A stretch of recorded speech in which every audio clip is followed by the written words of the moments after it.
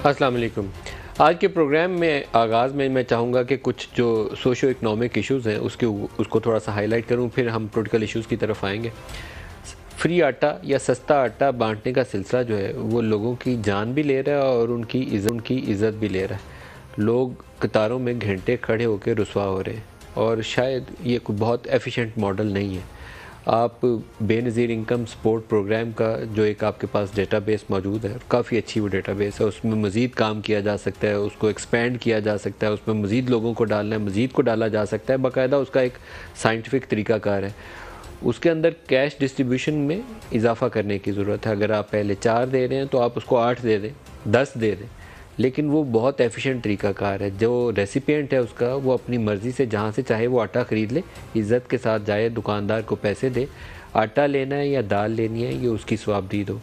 तो एक आटा है जो लोगों को कपड़े फट रहे हैं, ज़ख्मी हो रहे हैं, सर फटा हुआ है किसी का बाजू छिला हुआ है, किसी के बहुत बुरे हालों में कोई तकलीफ़ होती है। आप देखें तो आप सुकून महसूस नहीं करेंगे, आपको शर्मिंदगी का भी एहसास होगा और अंदर से कोई चीज़ आपके टूट रही होगी कि ये पाकिस्तानियों के साथ क्या कुछ हो रहा है।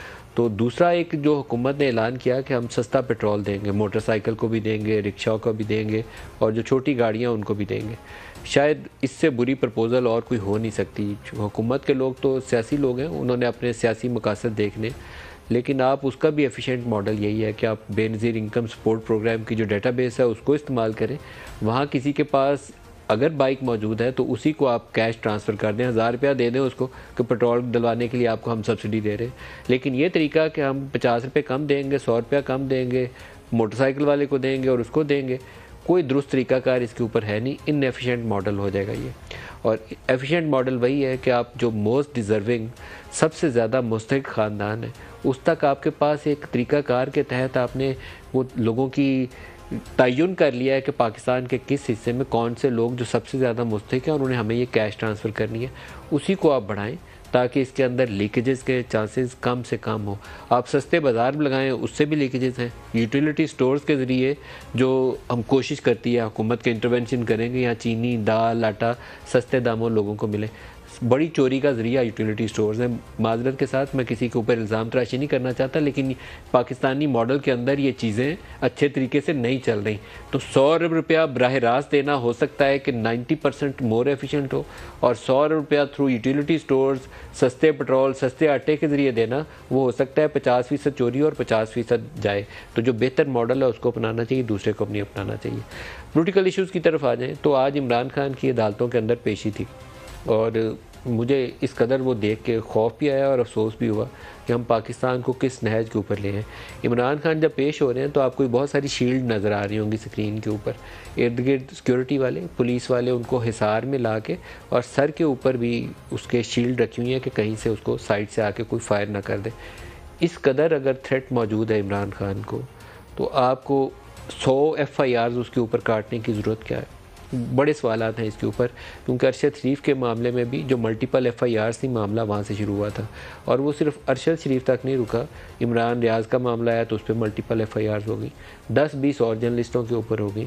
कल इन्होंने वो सदीक जान है, वो यूट्यूब भी बनाते हैं, बोल पे भी काम करते हैं। बहुत ज़्यादा एसोसिएशन इन लोगों की, इन बच्चों की PTI की तरफ है, बहुत सारे वो बच्चे हैं। और इन बच्चों को पिछले 3-4 साल, मैं इनको नहीं कह रहा, लेकिन बहुत सारे ये सोशल मीडिया के इनके जो एक्टिविस्ट हैं, इनके हवाले से एक सवाल उठाता था कि जो पिछला निज़ाम था जिसमें सेम पेज के नाम के ऊपर इन लोगों को आपने इज़्ज़त भी दी, इनको सिखाया भी, इनको बड़े चाव के साथ आपने लॉन्च भी किया मार्केट में, अब क्या उसका तरीक़ाकार यही है कि 10-10, 12-12 FIRs काट के इनको बख्तरबंद गाड़ियों में बंद करके जेलों में डाल दिया जाए? ये दुरुस्त तरीक़ाकार नहीं है।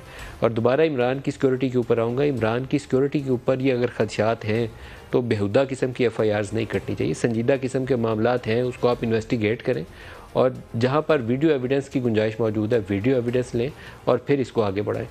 बेनज़ीर भुट्टो की असैसिनेशन को कभी नहीं भूलना चाहिए। उस वक्त भी सिक्योरिटी थ्रेट मौजूद थे और उसको जनरल परवेज़ मुशर्रफ ने जितनी सिक्योरिटी दरकार थी वो सिक्योरिटी उसको नहीं दी। जो पार्टी के उसके इनर सर्कल ने वो जानिसाराने बेनज़ीर बनाए थे, वो इस काबिल नहीं थे कि बेनज़ीर का तहफ़्फ़ुज़ कर सकते, और वो कुछ हो गया जो नहीं होना चाहिए था पाकिस्तान में। तो क्या हम उस तरह का एक सानहा दोबारा चाहते हैं कि पाकिस्तान के अंदर हो जाए? इमरान खान ने 4 साल जो PMLN पाकिस्तान पीपल्स पार्टी और अपने सियासी मुखालफिन के साथ किया वो जुल्म था। उसकी कोई बंदा जस्टिफिकेशन नहीं दे सकता कि राना सनाउल्लाह पे 15 किलो हीरोइन डाल दी, शाहिद खाकान को या एहसन इकबाल को बगैर किसी जुर्म के आपने 8-8 10-10 माह जेलों में डाल दिया। उसकी कोई जस्टिफिकेशन नहीं है, वो जुल्म था। वो भी उसी सेम पेज का शाखसाना था। लेकिन क्या ये जो कुछ अब PDM कर रही है, क्या ये दुरुस्त है? क्या ये जमहूरी सोच की कास है? बिल्कुल नहीं। अगर पाकिस्तान को आगे चलाना है तो आपको सियासी तरीके से पाकिस्तान के मसाइल हल करने की बातचीत करनी होगी और पाकिस्तान को आगे बढ़ाने का जो रास्ता है उसके लिए काम करने की ज़रूरत है। इंतखाबात कब होने हैं, कैसे होने हैं, सियासी कुव्वतें इत्तेफाक राय करें, नहीं तो सड़कों पर लड़ते मर जाएंगे, कौम का भी नुकसान हो जाएगा और सबका नुकसान हो जाएगा। ये दुरुस्त नहीं है। जो प्रोग्राम के आगाज़ में आज हमारे साथ मेहमान शख्सियत है खुर्रम दस्तगीर वाक़ई वज़ीर तवानाई है। खुर्रम साहब, आपको खुशामदीद कहता हूँ प्रोग्राम में। सर, जो सूरत हाल आपको नज़र आती है, एक लाओ लश्कर, कभी अदालत पे हमला होता है, कभी हम देखते हैं पुलिस इमरान के घर घुस जाती है, काबिल मज़म्मत है इमरान के घर जो एक्शन हुआ। क्या ये इसके हट के हम किसी बेहतर तरीके से पाकिस्तान को आगे नहीं चला सकते?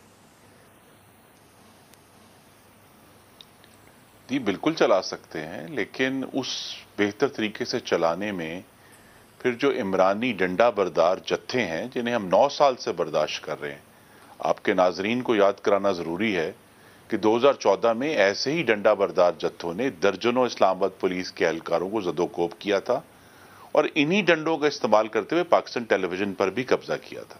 फिर 31 अक्टूबर 2016 को यही डंडा बरदार जत्थे जो हैं खैबर पख्तूनख्वा पुलिस के साथ इस्लामाबाद पर हमलावर हुए थे और अटक पुल पे इनको रोका गया था।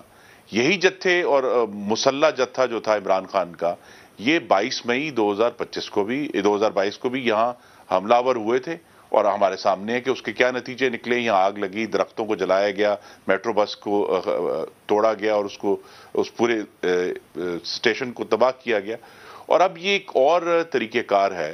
देखिए, हमें इस पे फर्क करना है कि अगर एक सियासी जमात जो अपने आप को सियासी जमात कहलवाती है, अगर उसके पैरोकार पेट्रोल बोतलों में भरकर आग फेंकेंगे पुलिस के ऊपर, अगर वो जहरीले तरीके इस्तेमाल करेंगे, बाहर आकर उनको डंडे मारेंगे, तो बहरहाल हमारे सामने ये एक बात ठीक है कि जी मुल्क में इख्तलाफ राय की आज़ादी होनी चाहिए, वो क्रिटिसाइज करें, लेकिन वो इख्तलाफ राय की आज़ादी और उसके साथ जुड़ा हुआ है कि उनको कहते हैं जी मकबूलियत बहुत है, तो लिहाजा मकबूलियत की वजह से वो तमाम कवानीन को रोनते हुए चले जाएं।